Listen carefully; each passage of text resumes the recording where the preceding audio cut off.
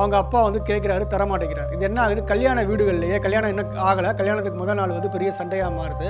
நிறைய விஷயங்கள் வந்து இருட்டில் நடக்கும், நிறைய விஷயங்கள் வந்து வித்தியாசமாக அவர் யோசிப்பார்.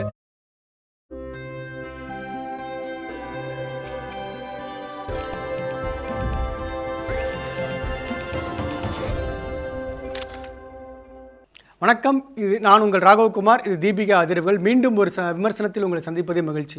இன்றைக்கி நம்ம பார்க்க போகிற படம் வந்து ரெட்ரோ. இதை வந்து நம்ம கார்த்திக் சுப்ராஜ் டைரக்ட் பண்ணியிருக்காரு. இந்த படத்தினுடைய ஆரம்பம் என்ன அப்படின்னு பார்த்தீங்கன்னா, நம்ம வந்து ஒரு சண்டை காட்சி நடந்துக்கிட்டு இருக்கு. ஆரம்பத்தில் 2 கேங் வந்து மோதிக்கிறாங்க. அப்போ என்ன பண்ணுறாங்க, ஒரு கேங் உள்ளே போய் ஒருத்தரை வந்து ஏதோ கொலை பண்ணிடுறாங்க. அப்போ அவர்கிட்ட ஒரு சின்ன பையன் இருக்கான். அப்போ வந்து அந்த பையன் என்ன ஆகுறான் அப்படின்னு பார்த்தீங்கன்னா, அந்த ஊரில் இருக்கக்கூடிய ஒரு பெரிய தாதாவாக இருக்கக்கூடிய ஜோஜு அவர்கிட்ட வந்து என்ன பண்ணுறாங்க, இந்த பையன் வந்து அவரோட ஒய்ஃப் வந்து எடுத்து வளர்க்குறாங்க. அவங்களுக்கு குழந்தை இல்லை அப்படிங்கிறதுனால எடுத்து வளர்க்குறாங்க.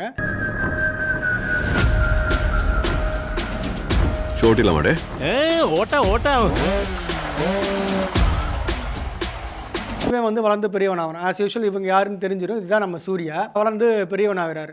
ஒரு கட்டத்தில் என்ன பண்ணுறாரு அப்படின்னா, அவர் வந்து அவருடைய லவ்வர் வந்து சொன்னாங்க அப்படின்றதுக்காக, பூஜா ஹெக்டே தான் அவங்க லவ்வர். அவர் வந்து இனிமேல் நம்ம அடிதடிலாம் பண்ணிகிட்டு இருக்க உங்கள் அப்பாவோட சேர்ந்து இனிமேல் இதெல்லாம் விட்டுட்டு நீ வந்து நல்லவனா வந்து இருக்கணும் அப்படின்றாங்க. இவங்க என்ன பண்ணுறாங்க, கல்யாணத்துக்கு முதல் நாள் எல்லா தாதாக்களையும் கூப்பிட்டு எல்லாரையும்ட்டே மன்னிப்பு கேட்டு, நான் இனிமேல் கல்யாணம் பண்ண போகிறேன், இனிமேல் இதெல்லாம் விட்டுட்டு போயிடலாம் அப்படின்ற மாதிரி சொல்கிறார். அப்போ என்ன பண்ணியிருக்காரு அப்படின்னா, அவர் வந்து ஏதோ ஒரு கண்ட்ரியில் போய் ஒரு தங்கத்தை வந்து கடத்துறதுக்கான அசைன்மெண்ட் வந்து இவங்க அப்பா கொடுத்துருக்காரு. இதடி கட்ட பஞ்சாயத்து, ரத்த கலரி, ரவுடித்தனம் எல்லாத்தையும் இந்த நொடியோட விடுது.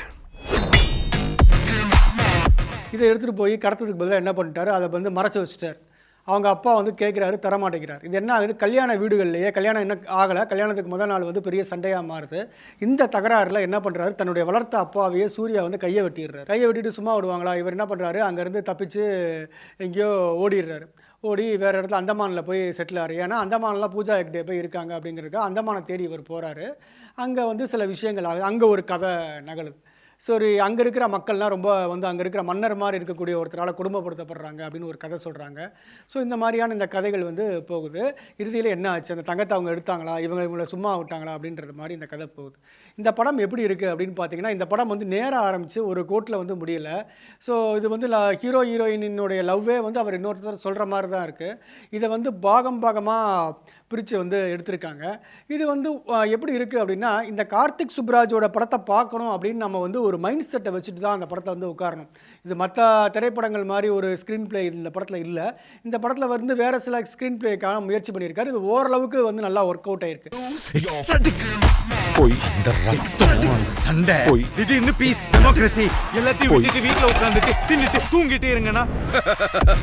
ஓரளவுக்கு நல்லா ஒர்க் அவுட் ஆயிருக்கு. எப்படின்னு பார்த்தீங்கன்னா, ஃபர்ஸ்ட் ஹாஃப் ரொம்பவே நல்லா ஒர்க் அவுட் ஆயிருக்கு. இரண்டாவது ஹாஃப் ஓரளவுக்கு வந்து ஒரு மீடியமான அளவில் வந்து ஒர்க் அவுட் ஆயிருக்கு. பர்டிகுலராக பார்த்தீங்கன்னா, அந்த கிளைமேக்ஸ் காட்சி வந்து எடுக்கப்பட்ட விதம் வந்து நல்லா இருக்கு.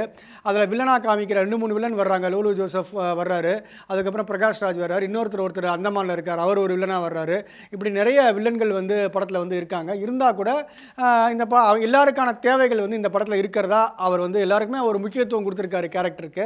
எல்லாரும் அவங்க கேரக்டரை வந்து உணர்ந்து நடிச்சிருக்காங்க. அநேகமாக பூஜா ஹெக்டே சில படங்கள் இதுக்கு முன்னாடி நடிச்சிருந்தா கூட இந்த படத்தில் அவருடைய நடிப்பு வந்து நல்லாவே இருந்ததுன்னு அப்படின்னு சொல்லலாம். அதுக்கப்புறம் ஒரு சோலோ ஹீரோவாக ரொம்ப நாளைக்கு அப்புறம் ஓரளவுக்கு நல்ல பர்ஃபார்மன்ஸை வந்து நம்ம சூர்யா கொடுத்துருக்காரு. அது சூர்யாவுக்கு வந்து கண்டிப்பாக ஓரளவுக்கு பேர் சொல்கிற படமாக இருக்கும்.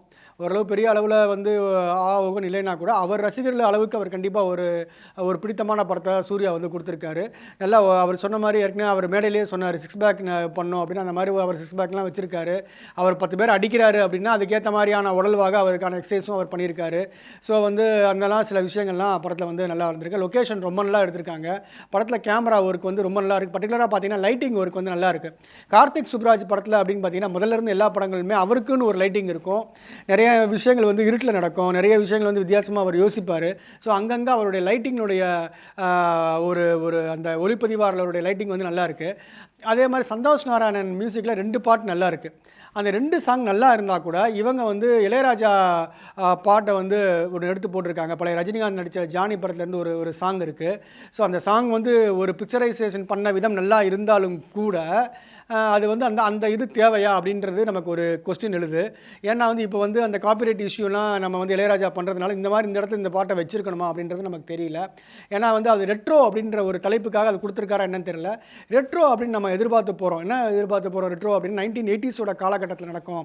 80s இந்த படம் அடையாளப்படுத்தும் அப்படின்னு நம்ம நினச்சி போனோம்னா 80s அடையாளங்கள் அதிகமாக எங்கேயுமே இல்லை.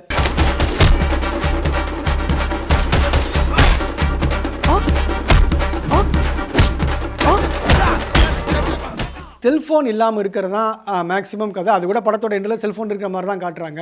இந்த கதை ஒருவேளை ரெட்ரோன்னு எடுத்த தலைப்புக்கு ஏற்ற மாதிரி வந்து 80s ஒரு அடையாளங்கள், அதாவது என்னென்னா ஒரு 80s இருந்த அந்த ஒரு காரையோ இல்லை மோட்டர் பைக்கையோ எங்கேயாவது ஒரு இடத்துல காட்டியிருந்தா கூட நம்ம வந்து அந்த படம் வந்து அந்த நல்லா இருந்திருக்கு, இன்னும் கொஞ்சம் நல்லா இருந்திருக்குன்னு சொல்லியிருக்கலாம். ரெட்ரோன்றது ரொம்ப ஒரு ஒரு என்ன சொல்கிறது, நம்ம வந்து ஒரு கேட்சியான டைட்டில். அந்த டைட்டிலுக்கு ஏற்ற மாதிரி வந்து ஒரு ஆர்ட் டைரக்ஷன் இன்னும் நம்ம அவங்க ஒர்க் பண்ணியிருந்திருக்கலாம். ஸோ அதுதான் இந்த படத்தில் வந்து கொஞ்சம் ஒரு குறையாக தெரிஞ்சது. மற்றபடி சூர்யா நடிப்பு ரொம்ப நல்லா இருந்தது. சூர்யாவுக்கு ஒரு கம்பேக் கொடுத்த படம் தான் இது. கண்டிப்பாக இது சூர்யா ரசிகர்களுக்கு பிடிக்கும். ஓரளவுக்கு இது வந்து ஒரு ஆவரேஜான ஒரு நல்ல ஒரு என்டர்டெய்னர்.